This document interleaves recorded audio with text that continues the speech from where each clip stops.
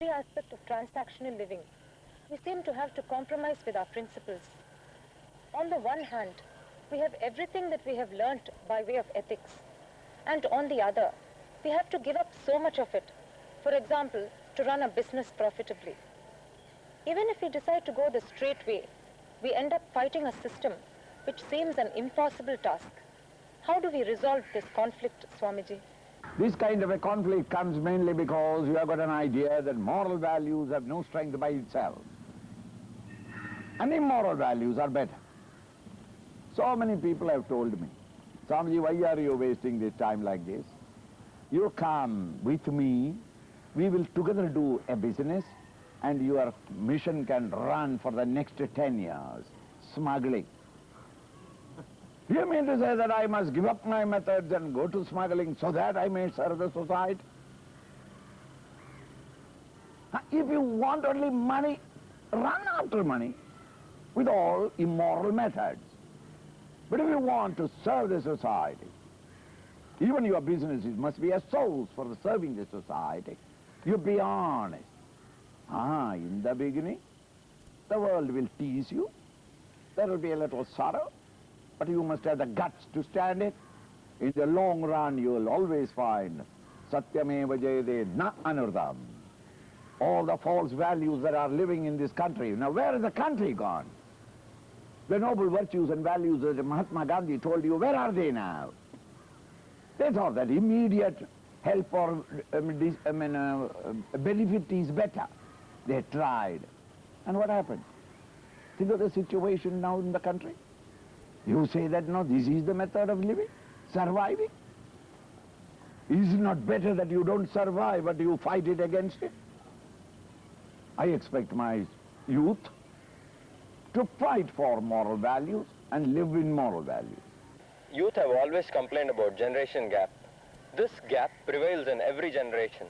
So what is the child-parent relationship? Generation gap must have been in the past also. Your grandfather also must have had a father. Don't think that you alone have got a father.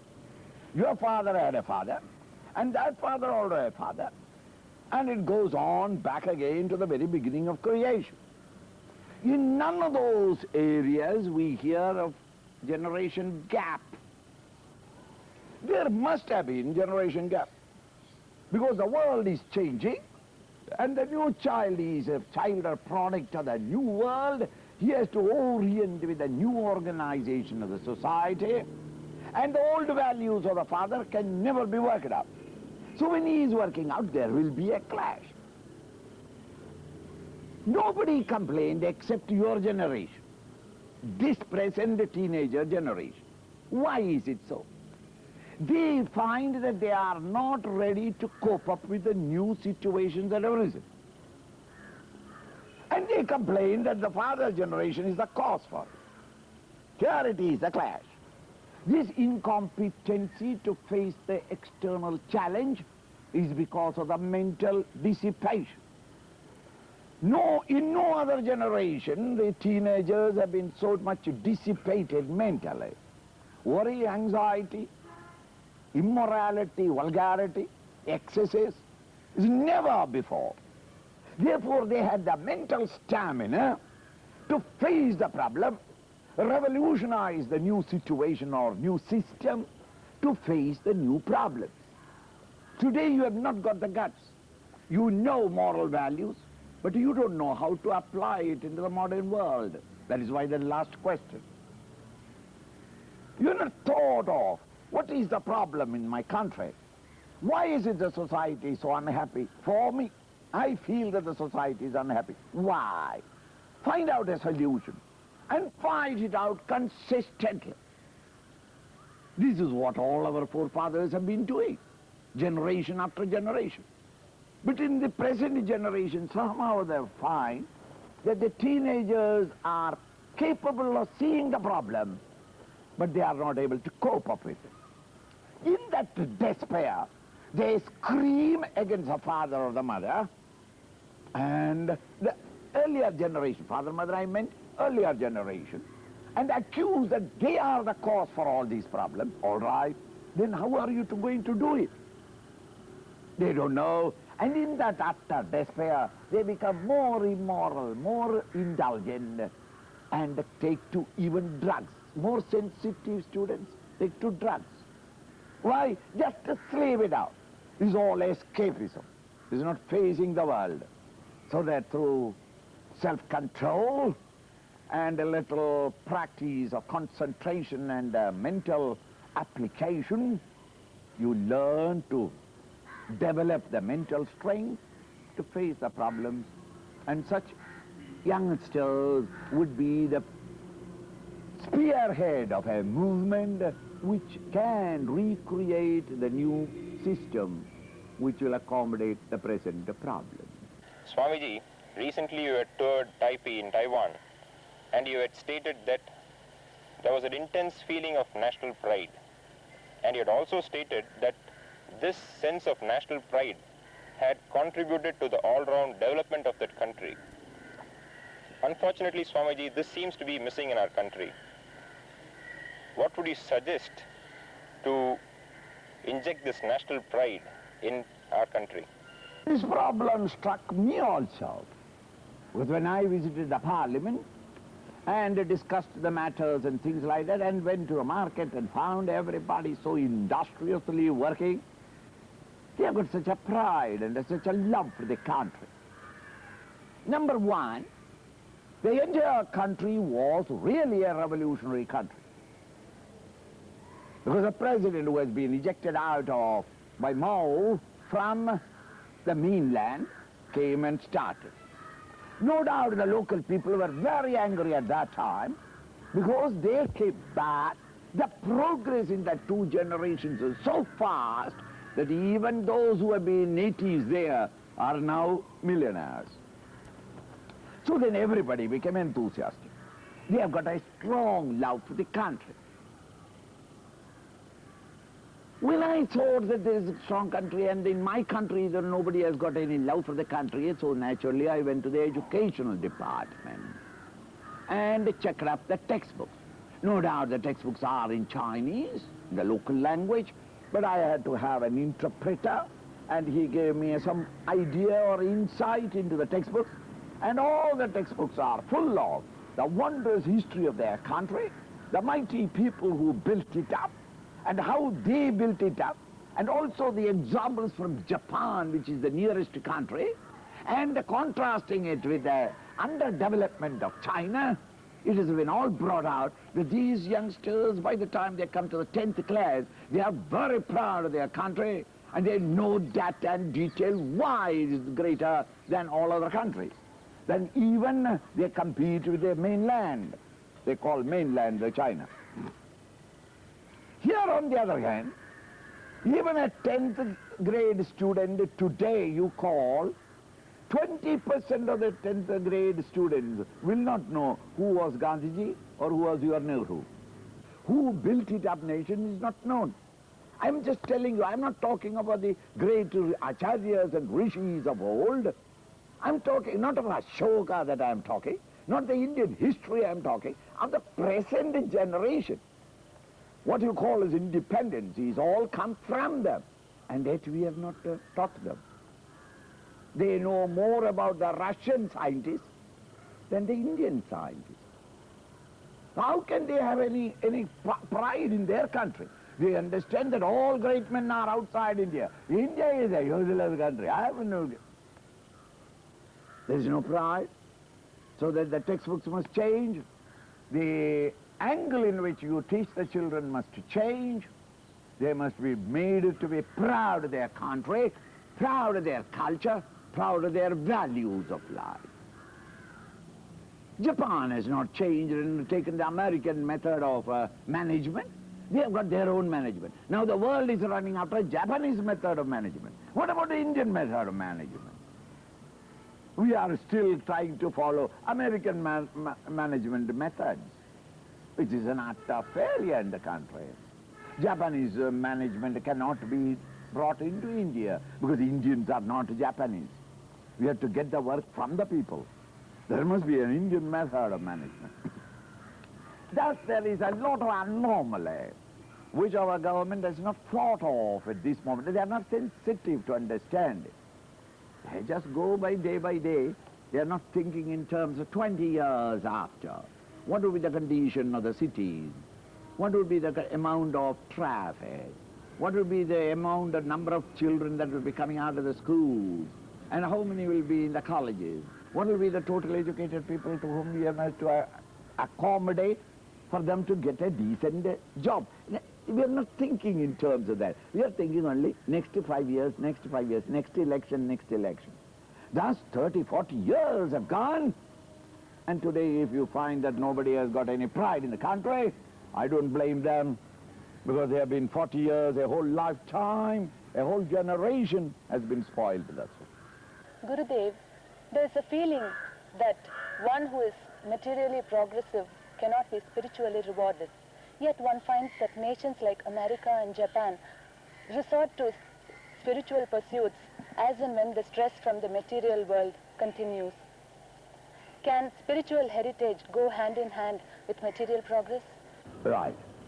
According to the Hindus, material prosperity, Lakshmi, is the only wife of Sri Narayana, the spiritual head. And Lakshmi cannot ever suffer to remain away from Narayana. From the Indian standpoint, you say the progress that is made in America and in Japan. Do we need such a progress? Threatening the very existence of mankind upon the surface of the globe? Is this materialism that you are talking? To blast the world? Yes, proceed in the modern method. Without looking at Narayana, wink at Lakshmi and run after her, Narayana's gata will come on you. Whether it's a country, or a nation, or a community, or a society, or an individual. On the other hand, the spirituality says, hold on to Narayana. Keep him with you. Discard Lakshmi. She'll be coming begging at your door, knocking at your door every 2 minutes, requesting that please release Narayana. Hold on to the spiritual values. Wealth and money and position and status and recognition will run towards you. Who is the most popular man in the world? Is it not Jesus? Is it not Muhammad? Is it not Buddha? Is it the politician or the multimillionaire that is popular in this world? Huh? Those who ran after the money, they got crazy and brought more and more havoc upon himself and the society and the community. No, that kind of a suicidal materialism we reject. And whenever there's such a materialism was there, represented by the 10-headed monster, highly intellectual, no doubt, of Ravana, his kingdom was not in India, but it is outside India in Lanka. Right? Because in Aryavarta, those who want material pleasures will be rejected and ejected out. Even if she be the consort of Sri Ramchandraji, the moment she desired that golden deer, she has made fallen from our culture, and the culture has rejected her to the materialistic world of secularism.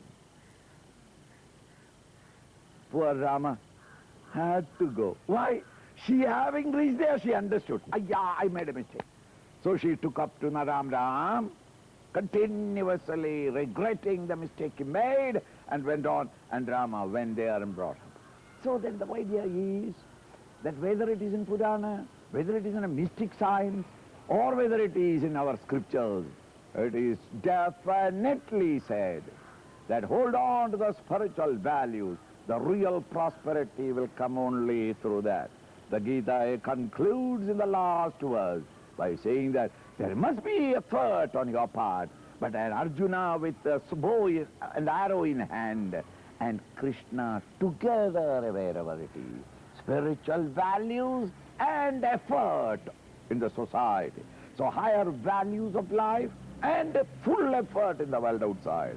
That is the place where prosperity would come. Lingering prosperity. Prosperity that brings only happiness to the society would come. Not this self-destructive prosperity which is suicidal in nature. Swamiji, there have been two major forces which have been dividing this country of ours. I think they are the prejudice of caste and prejudice of language. As a person who have traveled almost throughout the world, looking at it as a relative analysis, how do you think the youth of this country can work progressively to remove these? Now the point is, language cannot really produce prejudices. Every language has got its own culture. It can develop. Is it not in India the politician who created that as a forum for them to build up their false strength? See? How many centuries India was living with 16 languages? On the basis of language to divide a country is one of the greatest mistakes that a country can make. In Russia, how many languages are there? 42 languages. The man in Moscow will never understand if any other district. They are living together.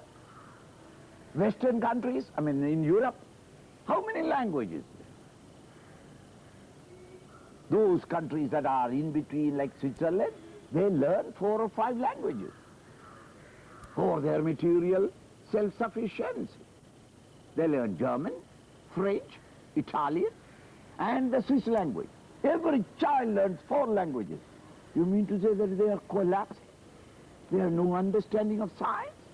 So in our country, even with 3 languages, achoo, who creates it? The politician creates it. All that he wants is only some power. And there is no other creative program for them, and therefore they take these petty, paltry things and make it such a huge case. So too caste.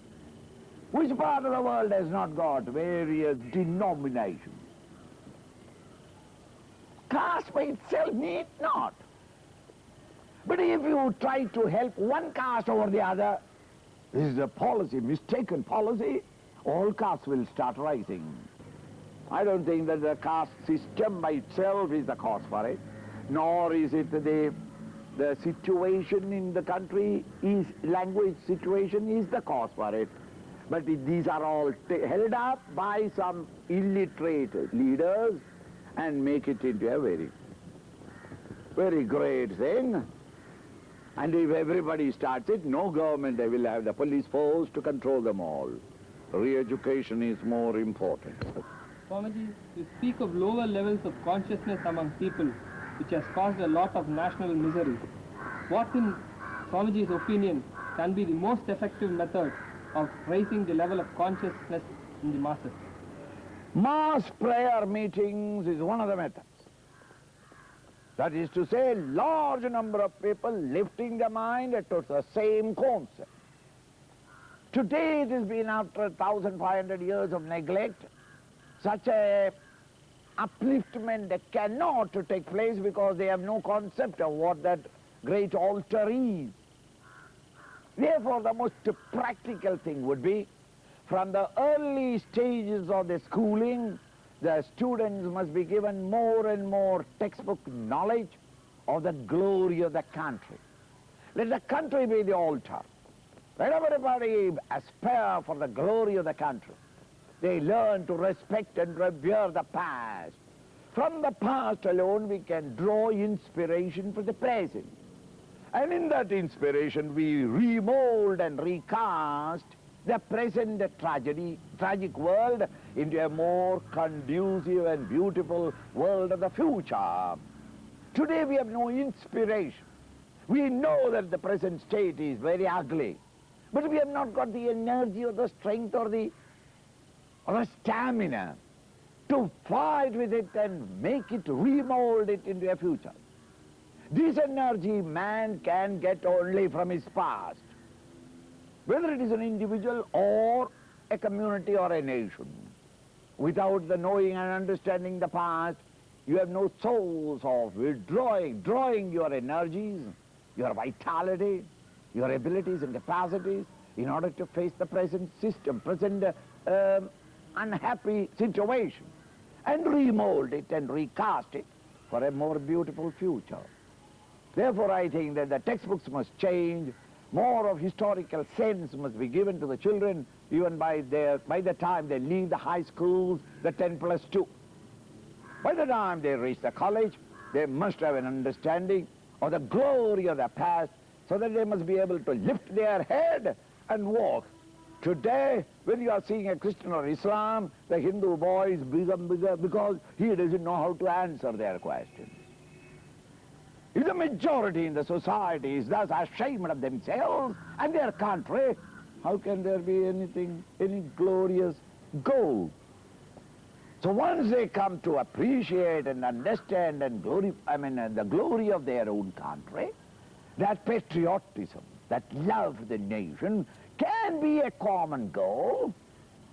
It has got its own weaknesses, but can be a common goal by which everybody can be inspired. This is how nations have been always built up.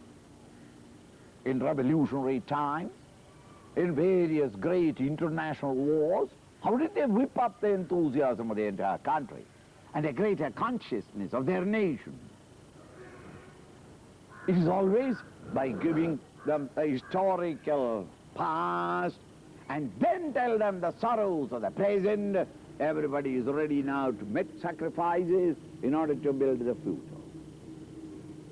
Today that spirit of sacrifice is gone.